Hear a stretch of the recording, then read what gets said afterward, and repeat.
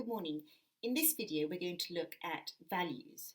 In drawing, when we talk about values, we're talking about lights and darks, or chiaro, which is light, scuro, dark. So we're going to see how you find lights and darks in an object. This is the stage when we start massing in, so we start putting shapes of dark. Because our paper is light, we add charcoal. If you had a dark bit of paper, you could also add chalk. I'm going to start off with just a mid-tone paper, and then tomorrow we're going to also add chalk into the drawing.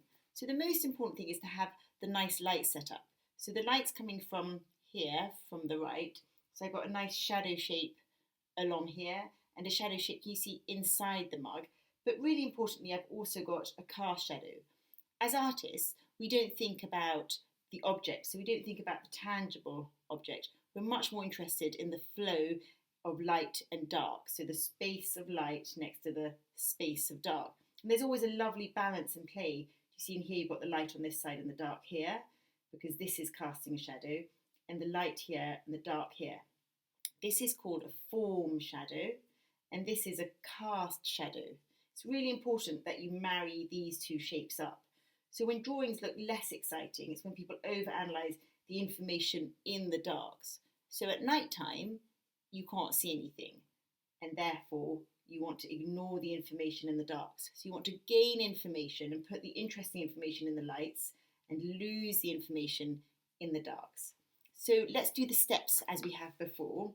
Have top, bottom to decide the scale of the drawing. I'm actually going to take it a little bit further this way so that we can include that cast shadow. And then we have the width of the object, about there. And we have this lovely shape of the ellipse in here. And then you've got this lovely little angle there, an angle here. And this is when it gets much more exciting, is when you have these shadow shapes. So the shadow shape starts less than halfway, but it travels more than halfway here. And the shadow shape on this side starts a little bit beyond this shadow, but less than halfway of this.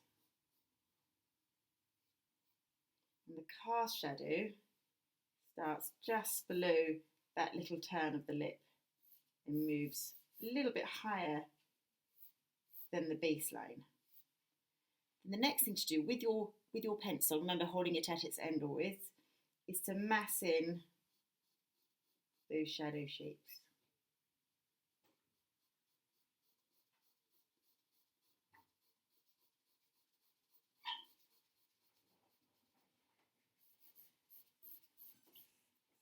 It's one of my daughters disappearing up the stairs.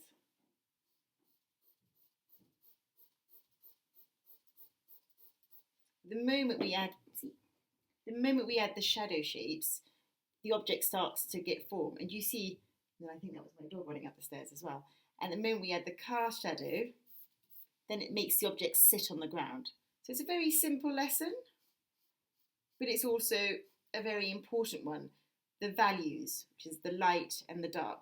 So do you see it ends up being quite a nice abstract pattern of shapes, but it really creates form. So this could be anything, as could this, but the moment we add shadows, we create form, which makes it look much more three-dimensional.